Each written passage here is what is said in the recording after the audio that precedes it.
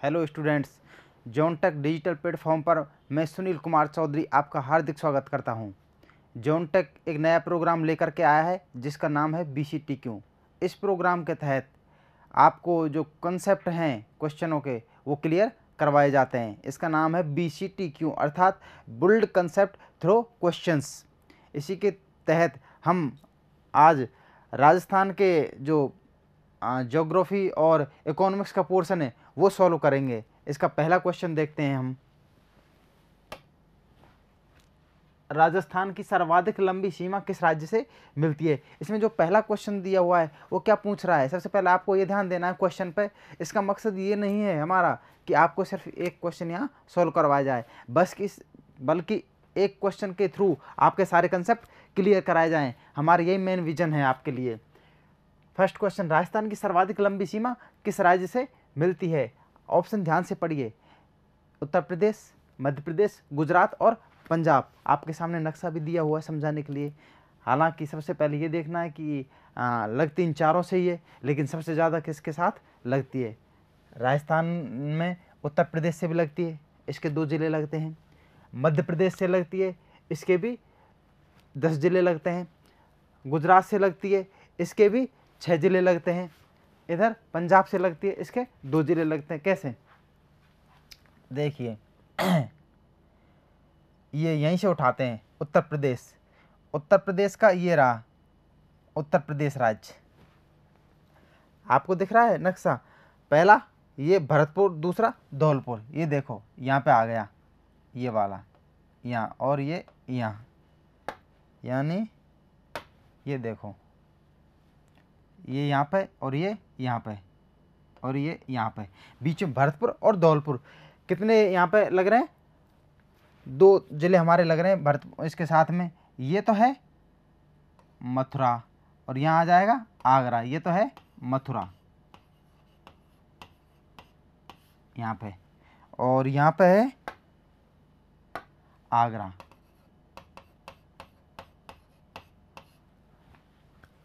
यानी आम, उसको अपन बोल सकते हैं उत्तर प्रदेश के साथ कौन से जिले लगते हैं? आम, आगरा, मथुरा। यानी पहला मथुरा हो गया भरतपुर से लगता हुआ, और दूसरा हो गया आगरा जो धौलपुर से लग रहा है, थोड़ा सा मथुरा से भी टच है। थोड़ी सी 2 ज़िले लग रहे हैं। उसके बाद आती है ये MP है। देखो MP की सीमा कहाँ तक है? ये रही है ना, ये निकल ली यहाँ से, और कहाँ से? यहाँ तक ये रही। अब आप देखो इसमें MP में ये और ये, एक धौलपुर, दूसरा करौली, तीसरा सवाई माधोपुर, चौथा कोटा, पांचवा बारा, छठा झालावाड़, और ये 7वां आ गया भीलवाड़ा, और 8वां क्या आ गया? चित्तौड़गढ़, 9वां प्रतापगढ़, और 10वां बांसवाड़ा। यानी ये 10 ज़िले राजस्थान के मध्य प्रदेश के 10 ज़िलों से टच होते हैं। यानी इसके कितने ज़िले हो गए? इसके हो गए 2, इसके हो गए ये ज़िले हैं, और इसके कितने हो गए? 10 MP के। इधर फिर हम बात करते हैं इधर गुजरात लगता है। गुजरात के देखिए आप, यहाँ से ये गुजरात का ये रहा, और एक बाउंड्री ये रही। यानी बांसवाड़ा, दूसरा डूंगरपुर, तीसरा उदयपुर, चौथा ये आ गया सिरोही, 5वां जालौर, और छठा बाड़मेर। बाड़मेर का छोटा सा हिस्सा लगता है, बिल्कुल छोटा सा हिस्सा इसका टच होता है। ये रहा ये वाला बाड़मेर का हिस्सा टच होता है। यानी बाड़मेर का कितना है? 6। बाड़मेर के कितने ज़िले लगते हैं? 6 ज़िले। सॉरी, गुजरात के जो हैं राजस्थान के 6 ज़िले टच होते हैं। यानी गुजरात के 6 ज़िले राजस्थान के 6 ज़िलों को टच करते हैं। इधर MP के 10 ज़िले राजस्थान के 10 ज़िलों को टच करते हैं। इधर UP के 2 ज़िले राजस्थान के 2 ज़िलों को टच करते हैं। इधर फिर पाकिस्तान की सीमा लग जाती है। पाकिस्तान के 9 ज़िले राजस्थान के 4 ज़िलों को टच करते हैं। कौन कौन से? देखो पाकिस्तान की सीमा कहाँ से लग गई? यहाँ से लग गई। हम देखो इसको ऐसे देख सकते हैं, यहाँ से देखो ये रहा, ये पाकिस्तान, ये इधर कचकरन आ जाता है। फिर ये पाकिस्तान कहाँ तक चला गया? ये श्रीगंगानगर, देखो यहाँ तक ये पाकिस्तान है। ये पूरा का पूरा एरिया क्या है? पाकिस्तान है।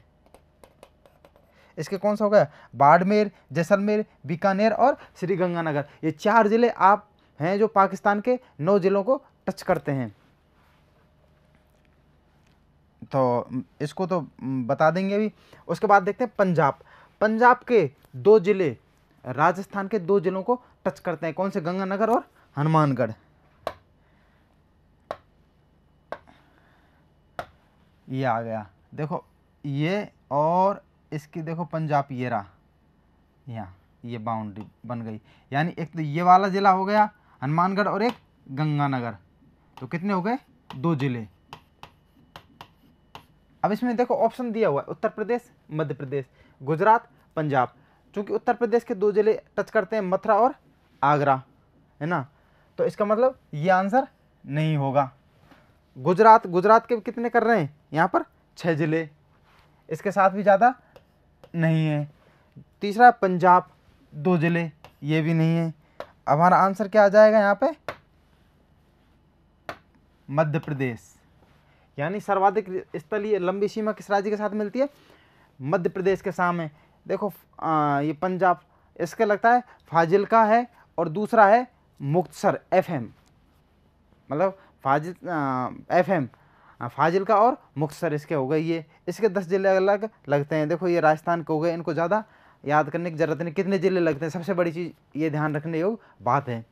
अगला है हमारा पाकिस्तान के साथ में आपका डिस्कशन हो ही चुका है, हम कर चुके हैं। इसके अलावा आप देखो आगे देखते हैं हम, ये जो हमारी कुल स्थलीय सीमा कितनी है, LOC हमारी कितनी है, ये सारी बातें हम ध्यान से देखते हैं। देखो कुल स्थलीय सीमा हमारी कितनी है राजस्थान की। यहाँ से अगर क्वेश्चन बनेगा आपका कि राजस्थान की स्थलीय सीमा की लंबाई है निम्न में से 4920, 5920, 5240, 3280, तो क्या आंसर आ जाएगा आपके पास में 5920 किलोमीटर। यानी कुल स्थलीय सीमा राजस्थान की कितनी है, 5920 किलोमीटर, जिसमें से अंतर्राष्ट्रीय सीमा कितनी है, 1070 किलोमीटर। कितनी है, 1070 किलोमीटर। यानी स्थलीय सीमा है ये वाली 5920 किलोमीटर। अंतर्राष्ट्रीय सीमा यानी जो पाकिस्तान के साथ में जो लगती है राजस्थान की सीमा, वो कितनी है, 1070 किलोमीटर। 1070 हो गई। इसके बाद में अंतर्राज्य गुजरात से लगती है, MP से लगती है, हरियाणा से भी लगती है। देखो आपको ये बता देते हैं, ये क्या है, अंतर्राष्ट्रीय सीमा, यानी दूसरे राष्ट्र के साथ कौन सी सीमा लगती है, पाकिस्तान ही पड़ता है यहाँ पे, तो पाकिस्तान के साथ लगी हुई है। दूसरा ये देखो अंतर्राज्यीय सीमा कितनी है अपनी, 4850 किलोमीटर। कितनी है, 4850 किलोमीटर। यानी जो हमारी सीमा लगी हुई है वो देखो हरियाणा से भी लगी हुई है, पंजाब से आपको बता ही दिया, हरियाणा से देखो हनुमानगढ़ आ गया, चूरू आ गया, झुंझुनू आ गया, सीकर आ गया, जयपुर आ गया, अलवर आ गया, भरतपुर का, हाँ भरतपुर का पोर्शन है। कितने हो गए, भरतपुर 1, 2, जयपुर 3, सीकर 4, झुंझुनू 5, चूरू 6, हनुमानगढ़ 7। यानी हरियाणा के 7 जिले राजस्थान के 7 जिलों को टच करते हैं। किस किस के साथ में लगती है, सबसे पहले ये देखना अंतर्राज्यीय सीमा। अंतर्राज्यीय सीमा किसके साथ लगती है, ऊपर से पंजाब के साथ में, उसके बाद में हरियाणा, उसके बाद में उत्तर प्रदेश, उसके बाद में मध्य प्रदेश, उसके बाद में गुजरात। कितनी है, 4850 किलोमीटर। अगला देखते हैं, पाकिस्तान से लगी सीमा कौन सी है, किस नाम से जाना जाता है, रेड क्लिफ के नाम से, एक डूरंड के नाम से भी जाना जाता है, एक रेखा को एक को जाना जाता है मैकमोहन। जो पाकिस्तान के साथ में लगी हुई है उसको रेड क्लिफ के नाम से जाना जाता है। जो सीमा भारत की, अब यहाँ तो इसका क्या आ गया, केवल राजस्थान की लगी हुई है। जो भारत की सीमा अफगानिस्तान से लगी हुई है उसको डूरंड नाम से जाना जाता है। जो भारत की सीमा चीन के साथ लगी हुई है उसको मैकमोहन के नाम से जाना जाता है। क्योंकि इन्हीं व्यक्तियों ने इनकी अध्यक्षता की थी, इसलिए इनके नाम से ही इन रेखाओं का निर्धारण किया गया है। इसको LOC, लाइन ऑफ कंट्रोल भी बोला जाता है, यानी नियंत्रण रेखा LOC। गंगानगर के हिंदूमल कोट से बाड़मेर के, यानी जो है ये भागलगांव, बाकासर, मेन बाकासर याद रखना है आपको, बाकासर तक, कहाँ तक है, गंगानगर के हिंदूमल कोट से लेकर के और बाड़मेर के बाकासर गांव। यानी ये देखो ये हनुमानगढ़ ये रहा, वो गंगानगर का हिंदूमल कोट सबसे पीक पॉइंट यहाँ है, हिंदूमल पॉइंट, हिंदूमल कोट कहाँ है, यहाँ पर है। यहाँ से लेकर के सीमा कहाँ तक लगी हुई है, बाड़मेर के जो ये है ना, ये पॉइंट है ये वाला, यहाँ के बाखासर तक, यानी भागल गांव है यहाँ पे, तो यहाँ तक ये सीमा लगी हुई है। आपको सबसे पहले ये ध्यान रखना है। क्वेश्चन यहाँ से कई बार पूछे जा चुके हैं, इसलिए इन पर भी ध्यान देना आपका बहुत अति आवश्यक है। अगला हम देखते हैं, देखो LOC इसको लाइन ऑफ कंट्रोल बोला जाता है, यानी नियंत्रण रेखा। गंगानगर से सटे पाकिस्तान के कौन कौन से जिले हैं, ये एक आध दो बार पूछा गया है RSM SSB के द्वारा कि गंगानगर से सटे पाकिस्तान के कौन कौन से जिले। पाकिस्तान का भावल नगर और भावलपुर 2 जिले गंगानगर से लगते हैं। और उसके बाद में जो है बीकानेर का पाक से सटा जिला कौन सा है, भावलपुर, बाकी कच्छ का वो आ जाता है। देखो बीकानेर आपको बता देते हैं, नक्शे के थ्रू समझाते हैं। इसमें कौन सा लगा हुआ है पाकिस्तान का जिला, भावलनगर और भावलपुर। और ये है जो बीकानेर, बीकानेर के साथ कौन सा लगा हुआ है यहाँ पे, भावलपुर है ना। देखो ये रहा भावलनगर, भावलपुर और बीकानेर के साथ में भावलपुर, ये ध्यान रखना है। ये एक जैसे नाम है, इनमें आपको बिल्कुल भी कंफ्यूज होने की एकदम भी ज़रूरत नहीं है। आपको सिंपल ये देखना है, एक में नगर है और एक में पुर है, यानी भावल एक में नगर, भावल नगर, भावल एक में पुर है तो भावलपुर। बीकानेर के साथ लगी हुई है वो क्या है, भावलपुर। आइए देखते हैं नेक्स्ट क्वेश्चन।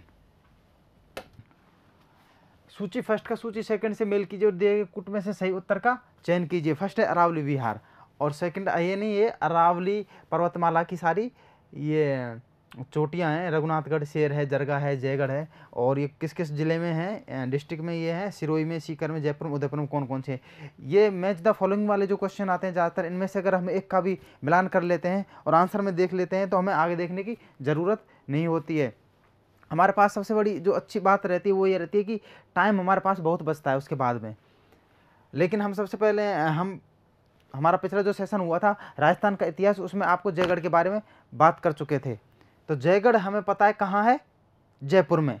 एक चीज़ हमें यहाँ से मिल गई, जयगढ़ अगर जयपुर में है तो हम देखना है कि डी में 3 किस में मिल रहा है, यानी देखिए जयगढ़ किस में मिल रहा है हमें,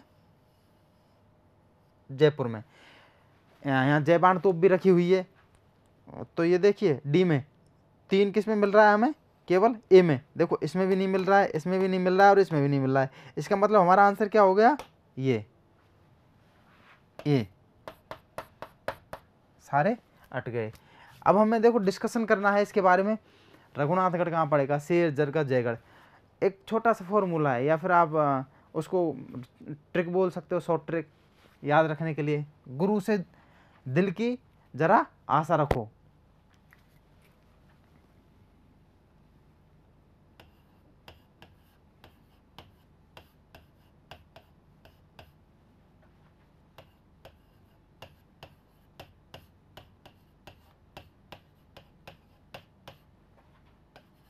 गुरु से दिल की जरा आशा रखो, यानी इसके थ्रू हम देख सकते हैं कि ये जो चोटियां हैं उनका जो क्रम है, सबसे बड़ी कौन सी है, उसके बाद छोटी कौन सी है, उसके बाद छोटी कौन सी है।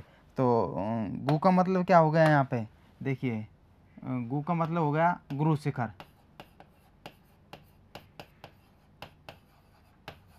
गुरु शिखर है ना। उसके बाद में गुरु से का मतलब गुरु से है ना, गुरु शिखर हो गया। उसके बाद में आ जाती है से, यानी शेर, क्या आ जाती है, शेर, से का मतलब शेर। और फिर उसके बाद में आ जाती है दिल का मतलब दिलवाड़ा,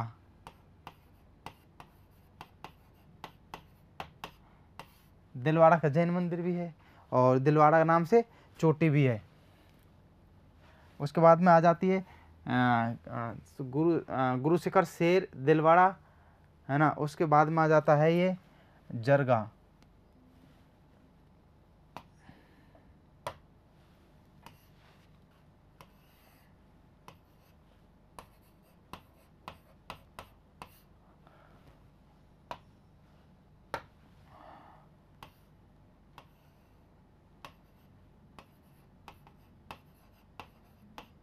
अचलगढ़।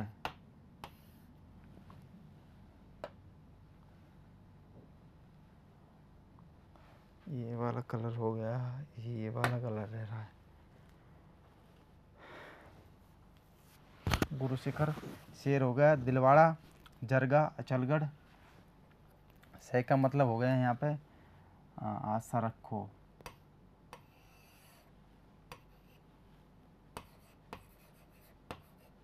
रघुनाथगढ़।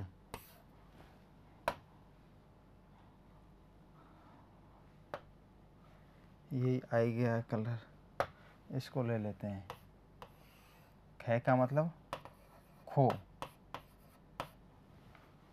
क्या आ गया? सबसे पहला आ गया गुरु शिखर, फिर शेर, फिर उसके बाद में दिलवाड़ा, फिर आ गया उसके बाद में जरगा, फिर अचलगढ़, फिर रघुनाथगढ़ और सबसे लास्ट में खो। अब ये देखना है गुरु शिखर कहाँ है? सिरोही में, माउंट आबू कहाँ है? सिरोही।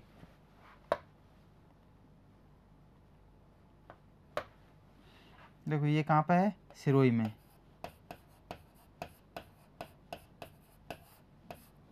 शेर कहाँ पे है? ये भी सिरोही में है, उससे थोड़ी नीचे चोटी है। चलो इसको इसी से लिख लेते हैं। ये भी कहाँ है? सिरोही में। दिलवाड़ा कहाँ है? ये दिलवाड़ा है माउंट आबू में। कहाँ है? माउंट आबू में। माउंट आबू कहाँ है? सिरोही में। बात वही है, या तो इसको ऐसे बोल सकते हो सिरोही, या फिर दूसरा है यही माउंट आबू प्रॉपर रूप से। ठीक है। जरगा, जरगा कहाँ है? उदयपुर में।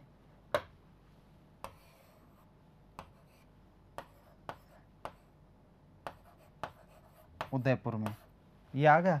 उसके बाद में आपके पास बचती है अचलगढ़, रघुनाथगढ़ और खो। अचलगढ़ किस में आ जाता है? सिरोही में।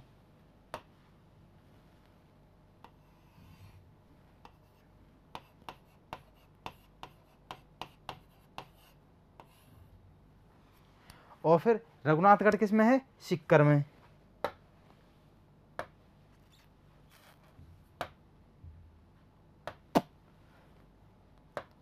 रघुनाथगढ़ किस में है? ये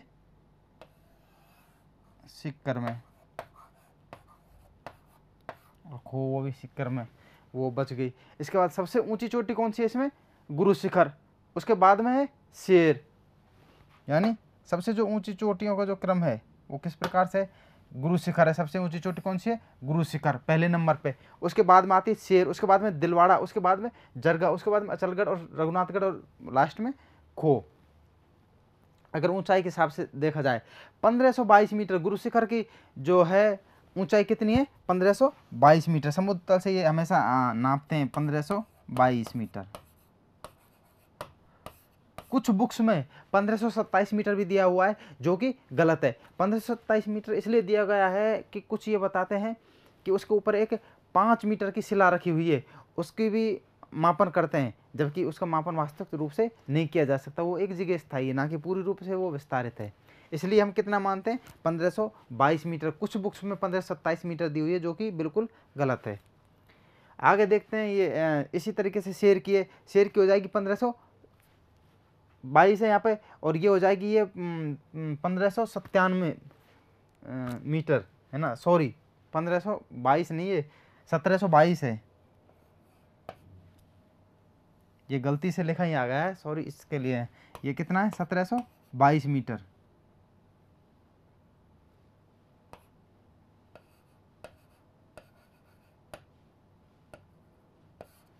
अब इसके बारे में देखते हैं। देखो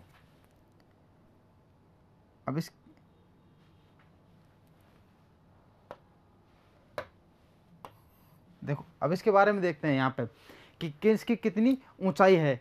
यानी सिरोही की में जो है गुरु शिखर की ऊंचाई कितनी है? 1722, यानी 1722 मीटर। 1722 मीटर।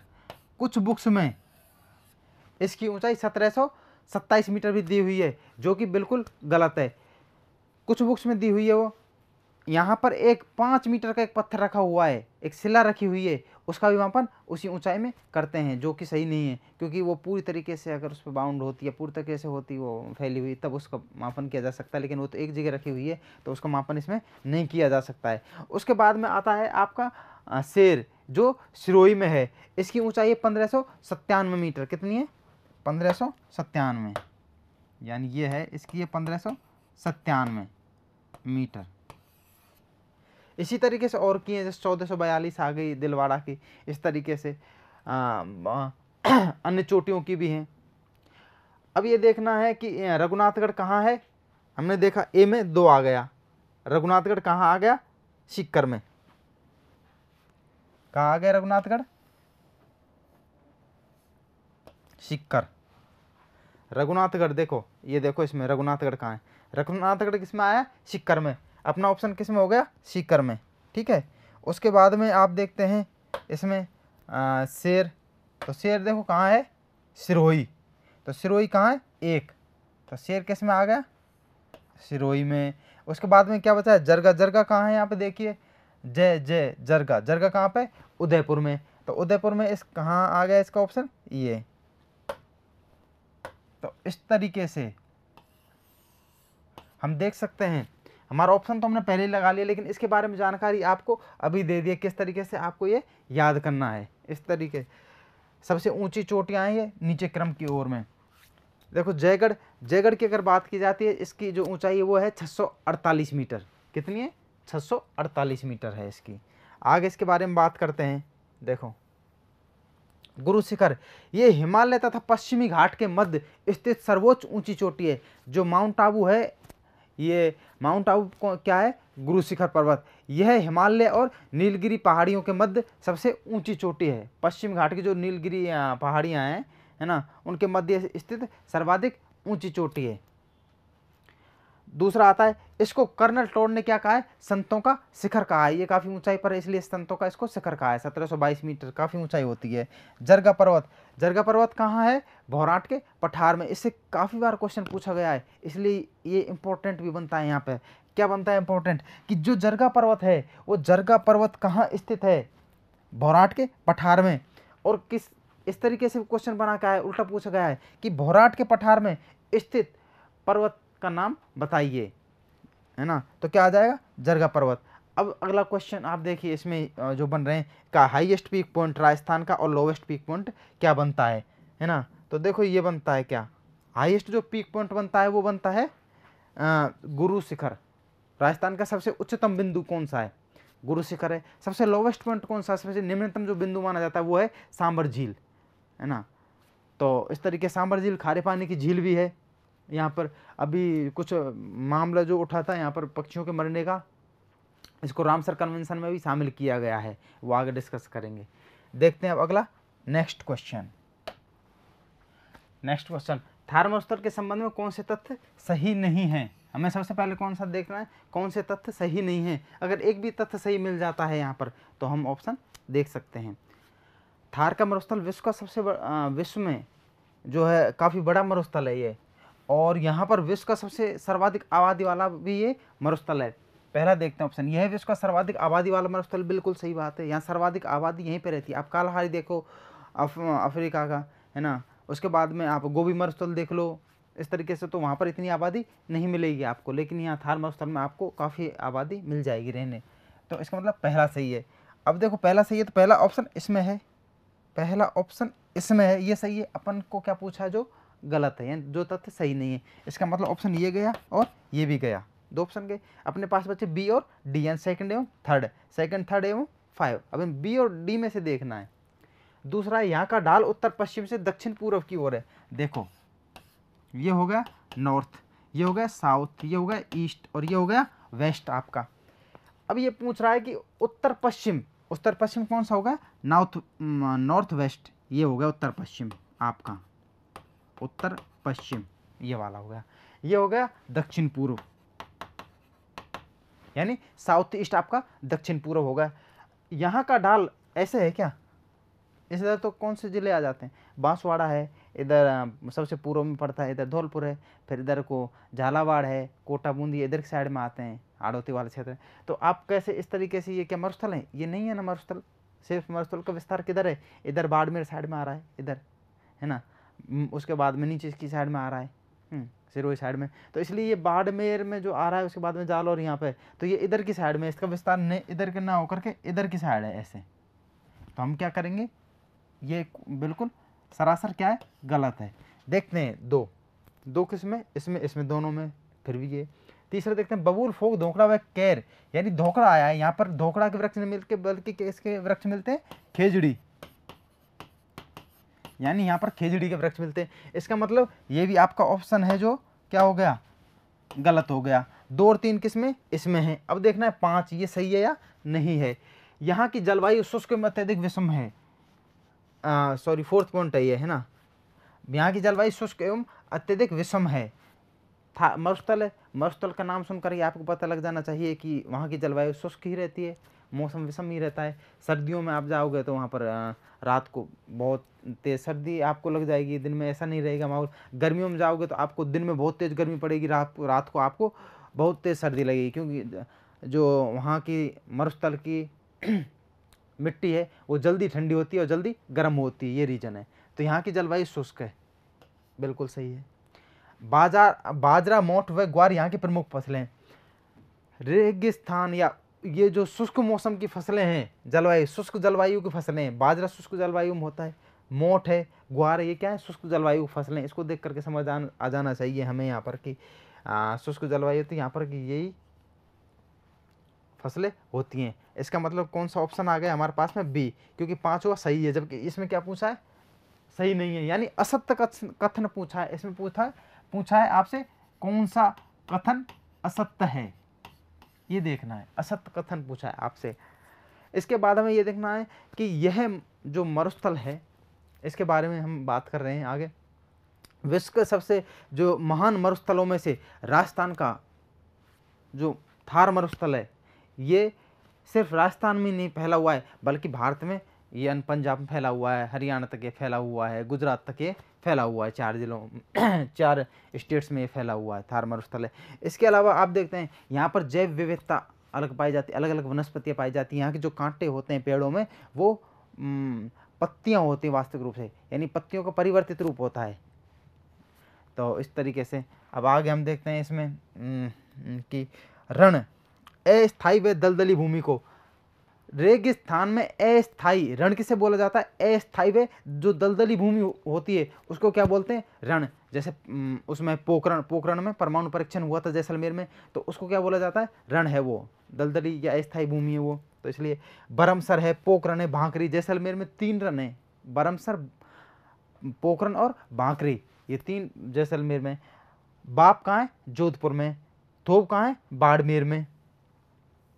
ठीक है, तो आपको यहाँ से भी क्वेश्चन बन सकते हैं। कई बार क्वेश्चन पूछे गए हैं कि जो थार के मरुस्थल में बाप, ये जोधपुर में कौन सा रण है, या मैच ऑफ द फॉलोइंग में आपको दे दिया कि बरमसर, भांकरी दे दिया, बाप दे दिया, थोप दे दिया, इधर दे दिया आपको रण, है ना, और इधर दे दिया आपको जला दे दिया। अब आपको मिलान करना है, जैसे बरमसर कहाँ है? जैसलमेर में। भांकरी कहाँ है? जैसलमेर में। बाप कहाँ है? जोधपुर में। थोप कहाँ है? बाड़मेर में। मैच द फॉलोइंग में। तो इस तरीके से आपके क्वेश्चन सॉल्व हो गए यहाँ पे। अगला है यहाँ पर 50 सेंटीमीटर समवर्षा रेखा, जो 50 सेंटीमीटर की समवर्षा रेखा है, इसको मरुस्थल को अन्य भागों में बांटती है, यानी आधे भाग में बारिश होती है और आधे भाग में बारिश नहीं होती है। जो वृष्टि छाया प्रदेश होने के कारण अरावली का जो वृष्टि छाया प्रदेश है उसमें बारिश नहीं होती है। बाकी जो पूर्वी भाग है राजस्थान का, उसमें बारिश होती है, पूर्वी और दक्षिण पूर्वी भाग में। अगला है लूनी नदी। इसमें लूनी नदी का इसमें क्या दिया है? ये जो नागपहाड़ से अजमेर से निकलती है। लूनी नदी कहाँ से निकलती है? नागपहाड़ अजमेर से निकलती है ये। इसके बाद में ये कहाँ कहाँ जाती है? नागौर, पाली, जोधपुर, बाड़मेर और जालौर में। यानी कहाँ कहाँ होकर के जाती है? नागौर, पाली, जोधपुर, बाड़मेर और जालौर। यहाँ से होती हुई ये कच्छ के रण यानी गुजरात में समाप्त हो जाती है। कच्छ का रण वो भी रण है। कौन सा रण है? कच्छ का। हमारे यहाँ पे जो रण है वो किस प्रकार बोले गए? जैसे बाड़मेर में थोब है, इसी प्रकार गुजरात में क्या है? कच्छ का रण है। उसमें ये लूनी नदी जाकर के समाप्त हो जाती है। लूनी नदी अपने जल को कहाँ समाप्त करती है, या लूनी नदी का समापन या विलुप्त कहाँ पर हो जाता है? कच्छकिरण गुजरात में। अगला है मुख्य योगदान मरुस्थल में जो होता है वो दक्षिण पश्चिमी हवाओं का होता है। संसार में एक ऐसा एकमात्र मरुस्थल है जिसमें दक्षिण पश्चिमी हवाएं इसे मरुस्थल बनाने में मुख्य योगदान देती हैं। अगला है धोरे। रेत के बड़े बड़े टीले होते हैं राजस्थान में, राजस्थान के रेगिस्तान में जो बड़े बड़े रेत के टीले हैं उनको क्या बोला जाता है? धोरे। और जो बरखान और जो रेत के अंदर अर्धचंद्राकार यानी चंद्रमा के जो आधा चंद्रमा होता है उसके आकार के अर्धचंद्रमाकार जो टीले हैं उनको क्या बोला जाता है? बरखान।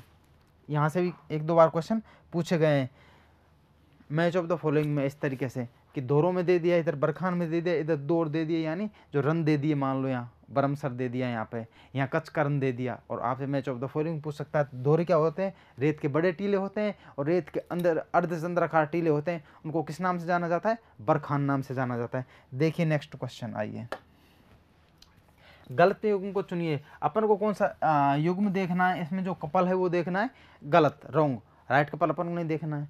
यानी कायलाना कहाँ है? जोधपुर में है। चांद बावड़ी दौसा में है। गढ़सीसर बीकानेर में। गैपसागर डूंगरपुर में।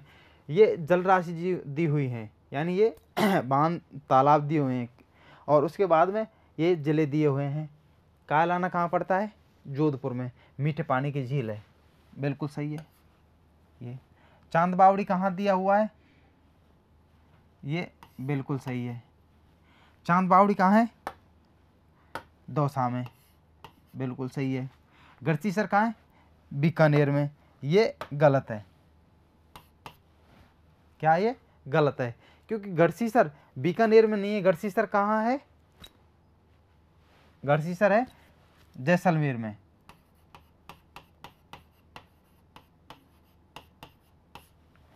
अगला है गैपसागर। गैपसागर कहाँ है?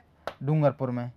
तो ये भी सही है, यानी हमारा आंसर क्या आएगा? सी। बाकी ये तीनों गलत हो जाएंगे। अब हमें ये देखना है जोधपुर में और कौन कौन से और बांध हैं, यानी कायलाना झील है, इसके अलावा है जोधपुर में, आप यहाँ देख सकते हैं इसको, जैसे ये है जोधपुर में उम्मेद सागर, प्रताप सागर, ये बांध है। जसवंत सागर,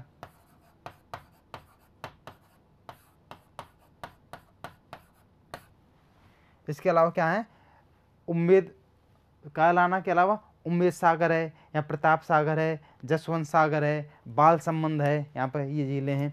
इसके अलावा हम देखते हैं दौसा में और क्या क्या पढ़ेंगे? माधो सागर बांध है, जैसे इसमें देखो, आप देखो इसमें दौसा में माधो सागर बांध है। माधो सागर बांध आ गया, है ना। उसके बाद झिलमिली भी इसमें पड़ता है ना, झिलमिली भी इसमें पड़ता है। और इसके अलावा पड़ता है ये भी बांध का नाम है। दौसा में और कौन से हो गए? माधो सागर बांध हो गया यहाँ पर, और ये हो गया झिलमिली, और ये हो गया उसके बाद में मोरेल बांध। फिर उसके बाद में इसको यहीं लिख देते हैं, मोरेल बांध को, मोरेल, है ना। झिलमिली, है ना। तो ये हो गए इस तरह की जो चीज़ें हैं, तो ये आपको देखनी है। इसके अलावा गढ़सीसर यानी बीकानेर ना होकर कहाँ है? जैसलमेर में। जैसलमेर में कौन कौन से ये अपन को देखना है, तो जैसलमेर में यहाँ पर जाएंगे। गढ़सीसर के अलावा कौन कौन से हैं, देखो इसको यहीं देख लेते हैं।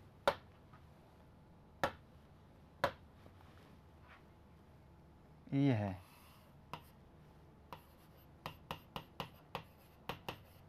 जैसलमेर में गढ़सीसर के अलावा और कौन कौन सी जल राशियाँ हैं, ये भी हमें देखनी है। इसके बाद में आ जाता है कि देखो गैप्स यहाँ पे कौन सा पड़ता है? जैसलमेर, गढ़सीसर, अमर सागर है। गढ़सीसर तो आ गया, अमर सागर पड़ गया यहाँ पर के, है ना। एक एक देख लेना। यहाँ पर काबो झील है, इस तरीके से। अब देखना है हमें यहाँ पर कि बीकानेर में कौन कौन सा है? अनूप सागर और सूर सागर है, यानी बीकानेर, अब हमें देखना है बीकानेर, अनूप सागर और सूर सागर। बीकानेर की बात की जाए तो बीकानेर में क्या है, अनूप सागर, अनूप सागर आ गया, सूर सागर आ गया, ये कहाँ है, उसमें बीकानेर में। इसके अलावा बीकानेर का आगे जैसलमेर में आपको आएगा डूंगरपुर। डूंगरपुर में इसके अलावा और क्या क्या है, गैप सागर है। गैप सागर के अलावा और डूंगरपुर में देखिए, इसको ले लेते हैं। इसके अलावा है लाडीसर, यहाँ पर लाडीसर है। इसके अलावा है यहाँ सोम कमला अम्बा बांध। डूंगरपुर में लाडीसर के अलावा क्या है, सोम कमला अम्बा बांध, यानी सोम कमला अम्बा बांध।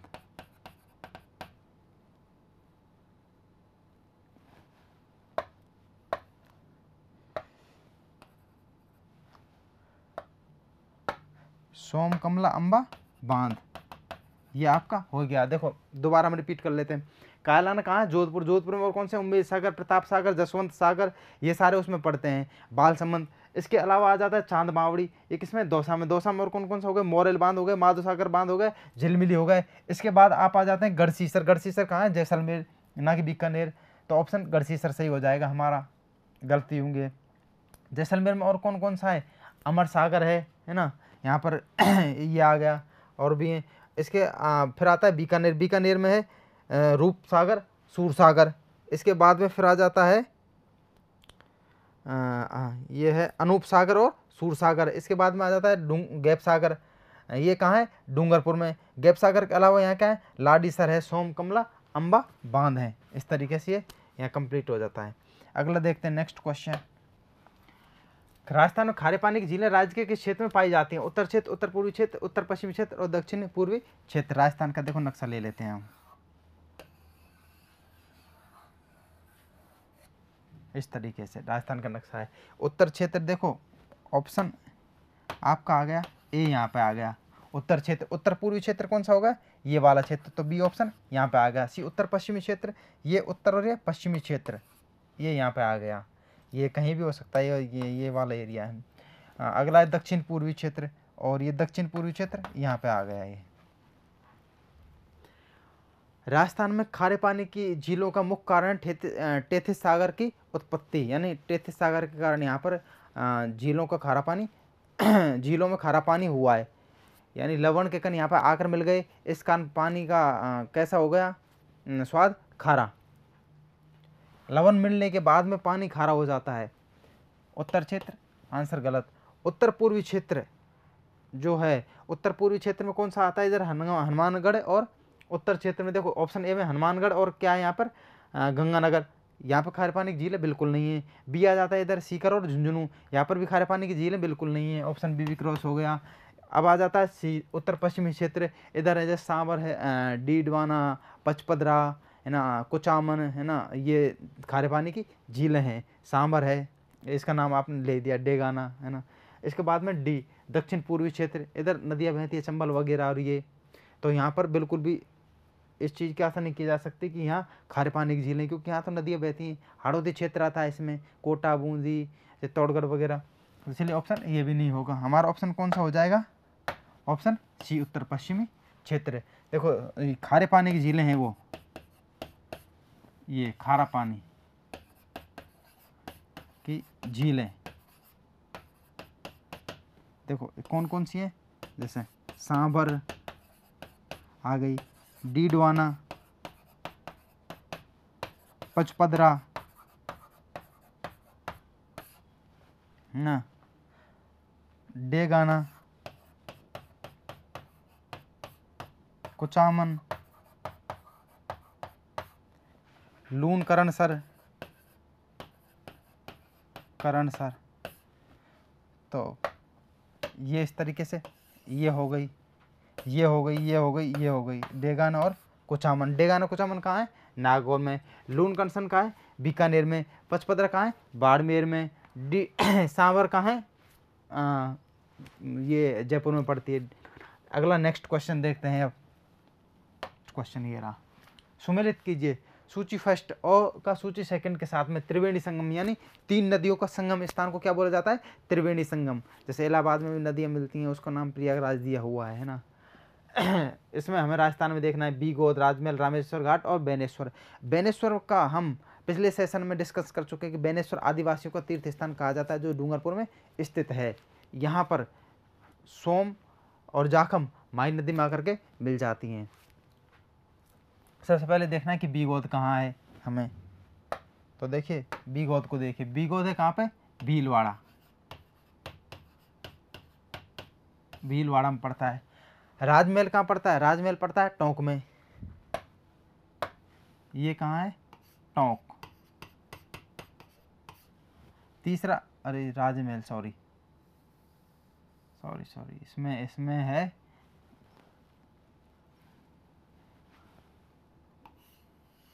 राजमहल, कहाँ गया? टोंक में। और रामेश्वर घाट कहाँ पड़ता है? ये रामेश्वर घाट पड़ता है सवाई माधोपुर में। कहाँ पड़ता है? सवाई माधोपुर में।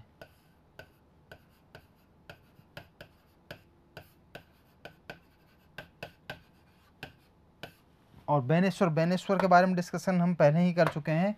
ये कहाँ पड़ता है? डूंगरपुर। आदिवासियों का तीर्थ स्थान कहा जाता है। कई बार क्वेश्चन पूछा गया, आदिवासियों का तीर्थ स्थान निम्नलिखित में से किस जिले को जाना जाता है?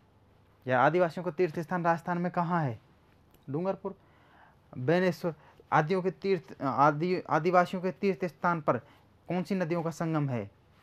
सोम, माई और जाखम नदियों का है, ये देखना है। अब देखो हमने डी से लगाया है सोम, माही और जाखम। हमें ये पता है कि माही नदी है, देखो कहीं भी नहीं है माही।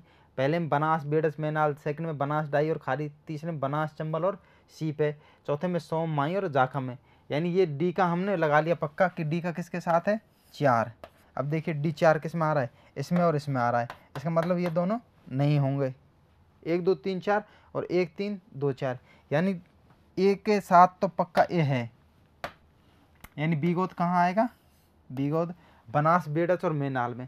अब आ गया बी और सी, यानी राजमहल और रामेश्वर घाट। इनमें अपन को देखना है कौन सा है। अब सबसे पहले ये देखना है कि देखो टोंक में जो चंबल नदी का है वो सवाई माधोपुर में होकर के बहती है, कोटा से जो वो है सवाई माधोपुर आती है, उसके बाद में धौलपुर साइड में बहती हुई आगे ये आगरा के पास, आगरा में यमुना नदी में मिल जाती है, इटावा के पास में। चंबल कहाँ है इसमें देखिए, बनास, डाई और खारी, बनास, चंबल, सीप 3, यानी रामेश्वर घाट। हम इसको ऐसे देख सकते हैं कि चंबल नदी कहाँ बहती है? ये कोटा बहती हुई, कोटा और ये सवाई माधोपुर बहती हुई सीधे धौलपुर बहती हुई कहाँ चल जाती है? यूपी में। तो इसलिए इसका किसके साथ में हो गया? देखो इसका किसके साथ में हो गया? 3 के साथ में, बचा 2। राजमहल है ना, त्रिवेणी संगम, ये किस किस के नदियों के स्थान पर है? मिलन स्थान पर है, जहाँ पर बनास, डाई और खारी तीनों नदियाँ एक साथ आकर के मिलती हैं। उसको क्या नाम से जाना जाता है? राजमहल, जो कहाँ है? टोंक में।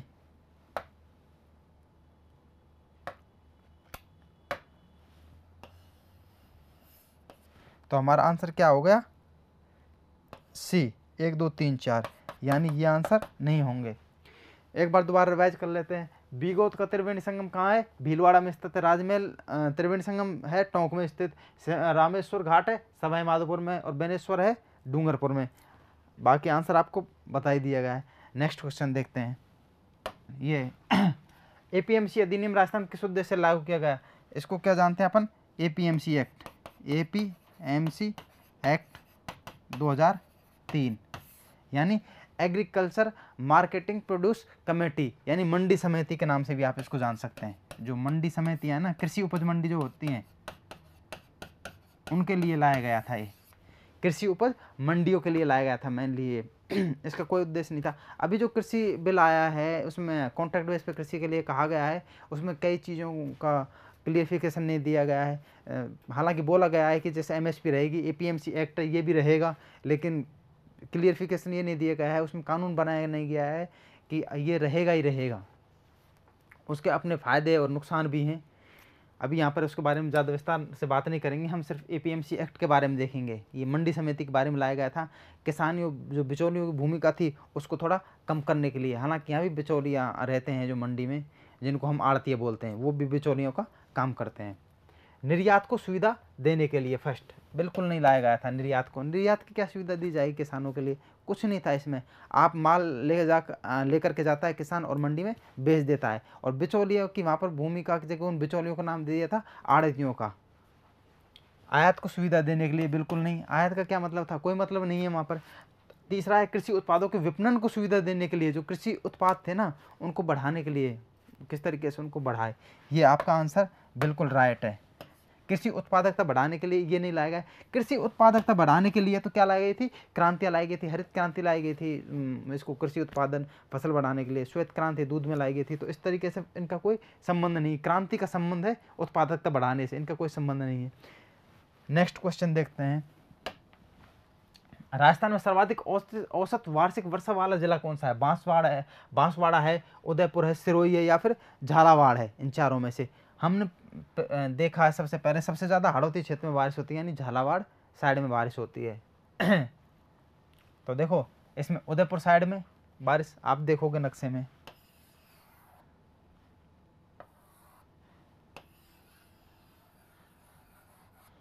इस तरीके से। तो देखो उदयपुर यहाँ पे आ जाता है ये वाला, हालांकि बारिश होती है। बी है ऑप्शन बी।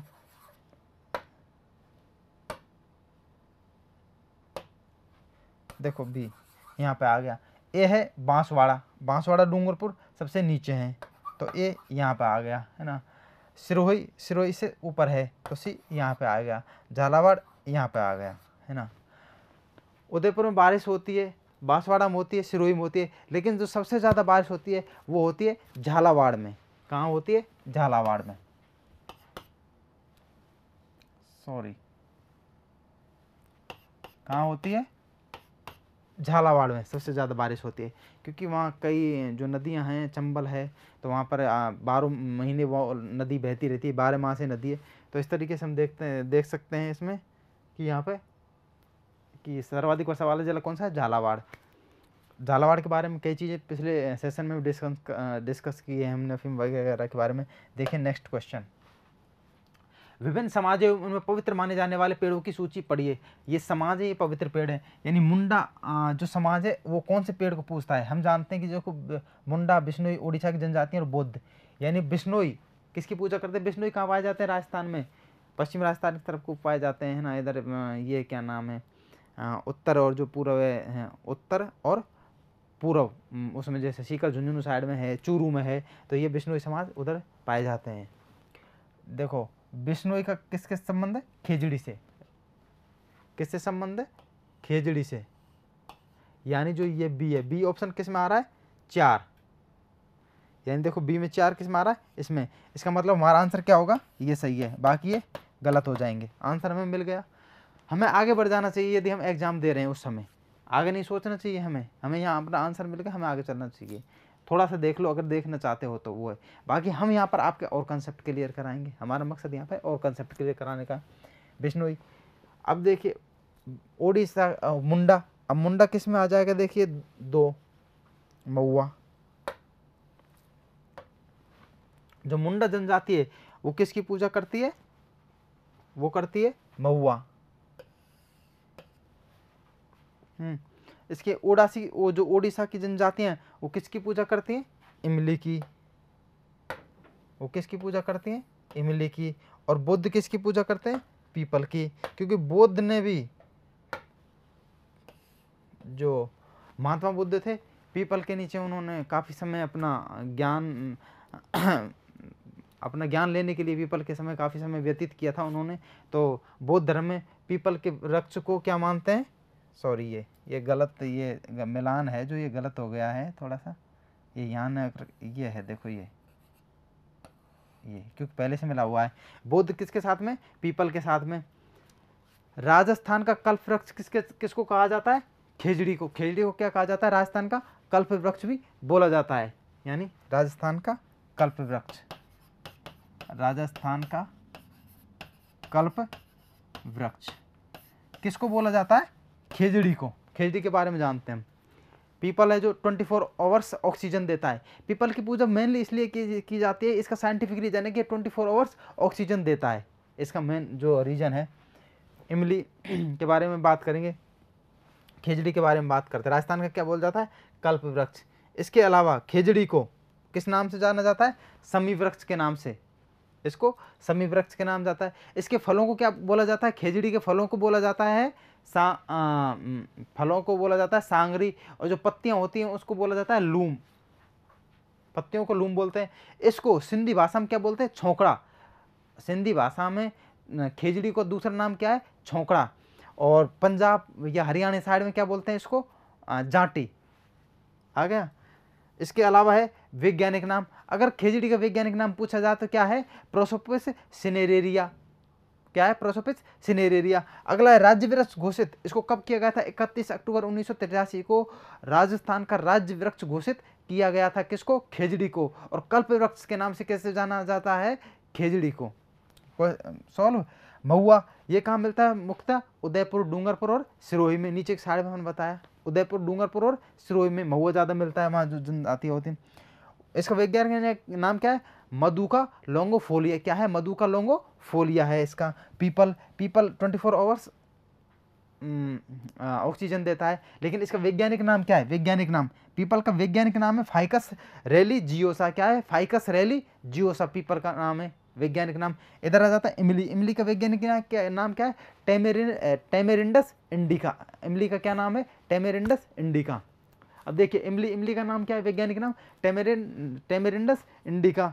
पीपल का नाम क्या है, फाइकस रेलिजियोसा। आ गया। वैज्ञानिक नाम महुआ का क्या है, मधुका लॉन्गोफोलिया है। उसके बाद में वैज्ञानिक नाम अगर खेजड़ी का पूछा जाए तो प्रोसोपिस सिनेरेरिया है। आइए नेक्स्ट क्वेश्चन देखते हैं।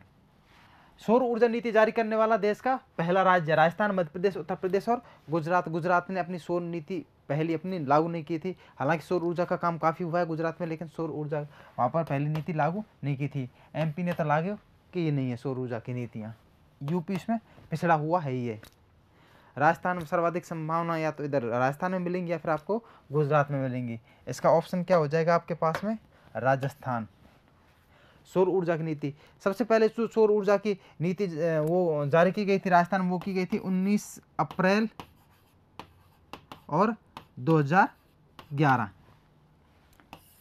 फर्स्ट ऊर्जा नीति ये थी, फर्स्ट ऊर्जा नीति, फर्स्ट सौर ऊर्जा नीति किसकी थी ये, राजस्थान की। 19 अप्रैल 2011 को राजस्थान ने अपनी पहली सौर ऊर्जा नीति की उद्घोषणा करी और देश का पहला राज्य बना जिसने सौर ऊर्जा नीति बनाई। पहला सोलर पार्क राजस्थान में कहाँ पर है, भडला जोधपुर में। कहाँ है,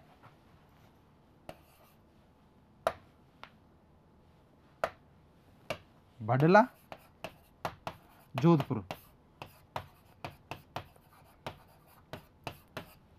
क्या है ये, सोलर पार्क, सोलर पार्क।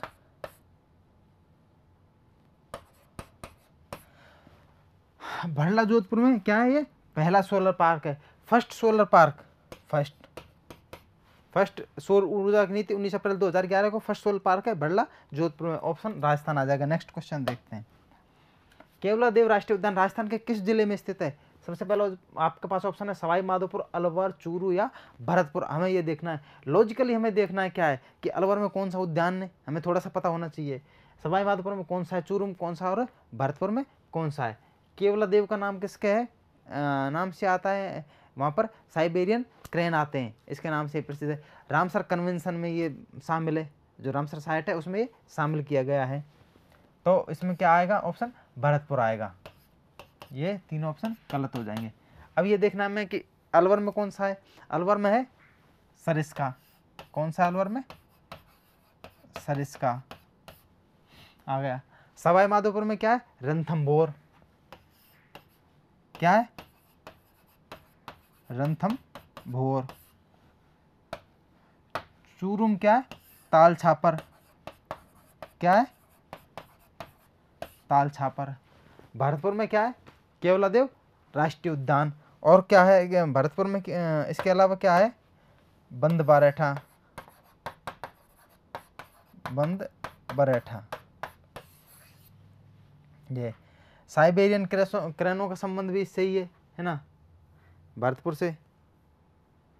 और इसके अलावा देखो केवलादेव, केवलादेव को पानी कहाँ से मिलता है? अजान बांध से, जो है केवलादेव। साइबेरियन जो क्रेन होती हैं, साइबेरियन सारस, सारस को ही क्रेन बोला जाता है। यह है केवलादेव।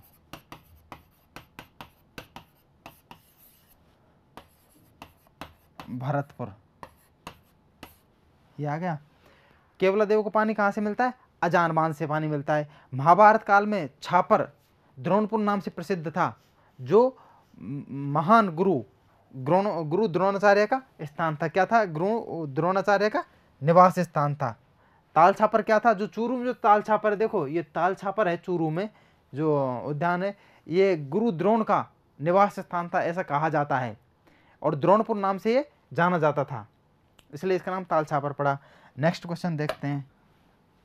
राजस्थान के वे जिले जिनमें खसनाम की सुगंधित घास प्रचुरता से मिलती है, यानी खसनाम की जो घास होती है ये आती है खस, शरबत और इत्र बनाने के काम आती है। बाकी बोर नाम की जो घास है पश्चिमी राजस्थान में मिलती है। ये कहाँ मिलती है? ये मिलती है भरतपुर, टोंक, सवाई माधोपुर, यानी इधर साइड में ये नहीं मिलती है।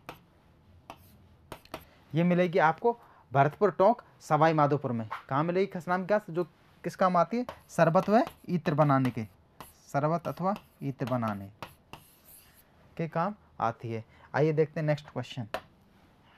थार का कल्पवृक्ष के नाम से प्रसिद्ध है। अभी हमने प्रीवियस क्वेश्चन में इसे 2-3 क्वेश्चन पहले हमने डिस्कस किया था कि थार का कल्पवृक्ष किसे कहा जाता है? खिजड़ी को। तो हमें सीधा समझ जाना चाहिए क्या ऑप्शन है? खिजड़ी। ना खैर आएगा, ना बबूल आएगा, ना पीपल आएगा। इसमें राजस्थान का कल्पवृक्ष किसे कहा जाता है? खिजड़ी को। 1983 में से राजस्थान का कल्पवृक्ष, वो राजस्थान का राज्य वृक्ष घोषित किया गया था। Next question. राज्य में बिजली के मीटर बनाने के लिए प्रसिद्ध फैक्ट्री है Jaipur metals and electricals Jaipur, Maan industrial corporation Jaipur, third है capacitor meter company Jaipur, Rajasthan electric corporation Jaipur. Jaipur metals and जो इलेक्ट्रिकल्स मीटर बनाती है वो इलेक्ट्रिकल के अंतर्गत आती है, और जो कंपनी है वो कौन सी है? Jaipur metals and electricals Jaipur. ये क्या बनाती है? मीटर बनाती है, लेकिन फिलहाल ये बंद पड़ी है। नेक्स्ट क्वेश्चन देखते हैं। राजस्थान में अमृता देवी विश्नोई पुरस्कार किस क्षेत्र में दिया जाता है? यानी अमृता देवी जो विश्नोई पुरस्कार है उसका संबंध किससे है? वन्यजीव संरक्षण से। 1730 में अमृता देवी विश्नोई के नेतृत्व में करीब 360 स्त्री पुरुषों ने, 360 या 363 के समथिंग जो वो थी जनसंख्या वहाँ पे थी उनकी, लोग बागों की, तो उनके नेतृत्व में इन्होंने एक आंदोलन किया था। कहाँ पर? जोधपुर के खिजड़ी गांव में। जोधपुर के खिजड़ी गांव में। कब? 1730 में। 363 जो ये हैं स्त्री पुरुष।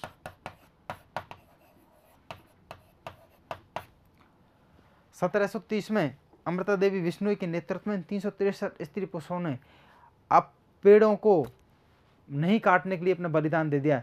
यानी जब राजा ने ऑर्डर दिया था कि उन पेड़ों को आप काट लीजिए, राजा के लोग आए, इन्होंने कहा नहीं हम पेड़ों को नहीं काटने देंगे, तो ये पेड़ों से चिपक गए और इन्होंने अपने बोला कि हमें काट दीजिए लेकिन हम पेड़ काटने नहीं देंगे। राजा के लोगों ने पेड़ों के साथ में इन्हें ही काट दिया। इसलिए क्या कहा जाता है?